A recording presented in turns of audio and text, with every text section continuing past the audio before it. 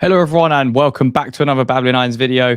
Some really strange news coming out today. Tim Steidten has pretty much been banned from the West Ham changing rooms and the West Ham training ground because of some conflict around David Moyes and Tim Steidten that has taken place. Obviously, this came out from the Mail Sport earlier today.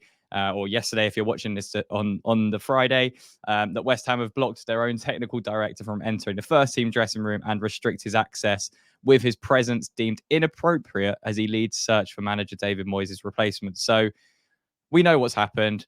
David Moyes is not happy about what's going on. Obviously, this stems from Sullivan, which we'll get onto, but it's bizarre. I mean, it's why we're hanging around waiting for the end of the season when we know, when Sullivan knows that David Moyes isn't going to be around next season. Everyone knows, everyone's on the same page. It's just delaying the inevitable, and things like this will happen because Steidten, at the end of the day, he's doing his job. He's being told to scout for managerial appointments this summer. And that's exactly what he's doing. Obviously, news and press has leaked out that we met with Amorim. We've got his short list of replacements lined up for David Moyes. And Moyes isn't happy about it. You know, he's got absolutely every right to be annoyed at the situation. And it stems from David Sullivan and that kind of lack of intent, lack of direction, however you want to call it. And it's just causing confusion. It's causing conflict in the camp. And to be honest, it doesn't surprise me that Moyes is getting annoyed at this. And well, apparently, to the reports that Moyes and Steidten have had a little bit of a disagreement verbally because of how Steidten approached things when he went for talks with Amorim, and I'm sure there's been a few others. He feels almost like he's gone behind his back. I think there's truth to this, and there's also not truth to this. I think, yes, you could say from Moyes' perspective that he feels a little bit bereaved of what's happened.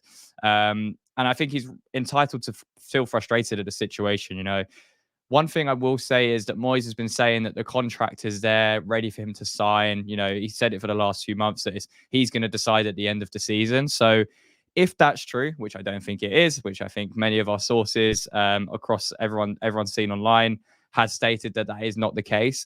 But if it is true and Moyes is just waiting to make his own decision, then he can't really get annoyed because it's, you know, we've offered him a contract if this is the case. Moyes is waiting until the end of the season to decide. So if he's not acting, it's up to the club, and it's in our club's best interest to then look elsewhere in case he doesn't sign it. So there's two sides to the pendulum. I think first one is I don't think that's true. I don't think Moyes has a contract on the table. I don't think that was ever the case. I think there was probably initial contract discussions, but I don't think there was a concrete offer put on the table for him to sign, as he was saying back in kind of January, February time. And now it's kind of boiled over. We're into the last few games of the season. Everyone kind of knows where we're going with this now. Steidten knows where the direction of the football club is heading. Sullivan knows deep down what's happening. So he's just delaying the inevitable. It should have been resolved it really should have been resolved a couple of months ago or even last month. Even after the Europa League exit, that was probably the best time to say, okay, we know exactly which direction we want to go in now. We're very unlikely to get Europe for next season, and we're out of the Europa League as well. So let's just part ways now. Let's announce Moyes is going to be leaving at the end of the season. The crowd can get behind him. The fans will be 100% backing him until the end of the season. And then we also know as fans what to expect in the summer. And there's not this cloud hanging over the club, and there isn't these potential conflicts that can occur between the likes of Steidten and Moyes. And you know, deep down, it comes from Sullivan, right? It's that lack of not even ruthlessness, decisiveness to say, okay, Moyes isn't going to be the manager at the end of the season. Steidten, you go ahead and look at others. Moyes, we're going to communicate that to you as well, that you're not going to be the man that's going to be leading us forward next season. And then we get the send off that probably, not probably, he definitely deserves during his time at West Ham. He absolutely deserves that positive send off. And this is starting to turn a little bit sour now. You know, the conflicts and the verbal disagreements behind scenes between Steidten and Moyes isn't something you want to see. You know, it's really not. So I think ultimately the blame lies with David Sullivan. You know, he is the one that makes the decision. He is the one that's got to be decisive in these moments. And we just don't have that. We haven't had that for his whole period at West Ham. There's never been that decisiveness to act and act fast. And, you know, there's some fantastic candidates that are being lined up for this job. You know, make no mistake of the likes of Fonseca, Amorim. they are top class managers. They are really top class managers that would be fantastic additions to West Ham and to be part of this rebuild in the summer. I think as well, it's kind of tainting a little bit of David Moyes. There's been some out there. There's some that will be, absolutely against Moyes no matter what happens, but he deserves the respect for what he's done. This bottom line is he deserves that respect. And right now he's not really getting that. And to be honest, I understand his frustrations, but again, the point I alluded to before, if the contract's there for him to sign and he wants to say all this in the press, then you've got to kind of back it up and say, okay, if that is the case, then West Ham are allowed and entitled to go and look elsewhere. But in terms of Steidten and Moyes and their relationship throughout, Steiden's time at West Ham since last summer, the reports have always been rocky. The relationship has never been solid. I think when Steidten first came in, Moyes didn't like it because Moyes liked to have control over the transfers and the direction. But as a club, it's not sustainable to do it that way. Even Jurgen Klopp at Liverpool is a prime example of that. They had a solid foundation of signings in that Coutinho era, where they made some fantastic top quality signings across the board. That then changed in the behind the scenes, and then Jurgen Klopp was given a little bit more license over transfers, and he's not really hit. He's signed the likes of Gakpo, who hasn't been particularly successful at Liverpool. He hasn't really signed the profiles that they've needed to fill that system. Now, I'm not saying David Moyes couldn't do that, because he has shown that he has identified players to suit his system, but it is very hit and miss, and it's not very strategic. It's like, okay, what comes up? Let's try and get him. I like him. From the eye test, there's not really much statistics or data-driven stuff behind it, which is really important in the modern game. So Steidten came in with this fresh impact, this fresh outlook on how the club should be run. I think there probably was potential conflicts at the start because you got two authorities trying to clash in. Steidten obviously wanted to try and make his impact early on in his West Ham career.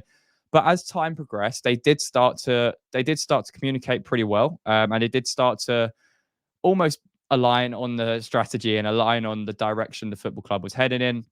I think the signings of Mo Kudus, getting that over the line, was a massive one to kind of give Moyes a little bit of trust in Steidten. Mavropanos as well has been a very solid signing for West Ham this summer.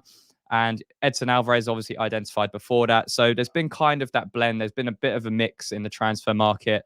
Obviously, the January transfer window was a little bit of a disaster, to be honest, with what happened. Not even a little bit. It was a disaster. So there's always that as well in the back of the mind. It's just never been plain sailing, There's always been that tension between the two, but it is what it is. It's now boiled over to this point, which is extremely frustrating for everyone involved and West Ham fans as well sitting in, because once again, we are becoming a laughing stock in a situation that shouldn't be a laughing stock. We've got a massive, massive rebuild in the summer, and we need to know what direction this football club's going in. David Moyes has been at the football club over 4 years now. That's a long time for a manager in the Premier League to stay at a club. So this fresh direction that we're going in, it has to be communicated the right way. And the way we're going about it right now is not right. I don't think it's fair on David Moyes. Again, I don't think there's a contract there for him to sign, which is why he's getting frustrated at the way we're conducting ourselves. And well, David Sullivan is conducting himself to tell Tim Steidten to possibly weigh up these replacements and start talks with other managers. But again, we don't know the ins and outs. I'm pretty sure that's what happens. What's happened there? It's pretty obvious to see what's happened from the inside out, but outside in. Sorry, and yeah, I think it's a shame because it's slightly tarnishing again what has been a fantastic era for David Moyes at West Ham. It really has been. And again, I'm not going to get into that in this video. I'll save that for when David Moyes actually leaves. But he's provided a lot for West Ham. He deserves a lot more respect than people give him credit for, and he deserves a lot more respect for the situation that's starting to unfold right now, in my opinion. But